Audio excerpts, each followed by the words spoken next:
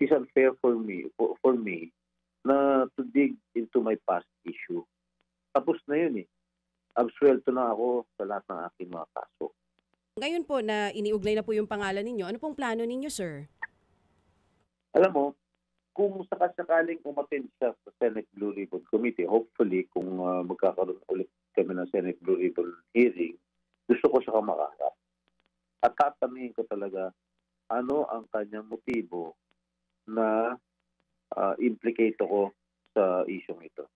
Dahil ako, sinabi ko nga kanina, I am the most vulnerable of all senators because of my past issues. Sana naman, it is unfair for me na to dig into my past issue. Tapos na yun eh. Absuelto na ako sa lahat ng aking mga kaso. Ginagawa ko po ang aking trabaho bilang inyong senador. At hindi ako titigil na nagawin ang aking trabaho at labanan ang korupsyon sa DPWH.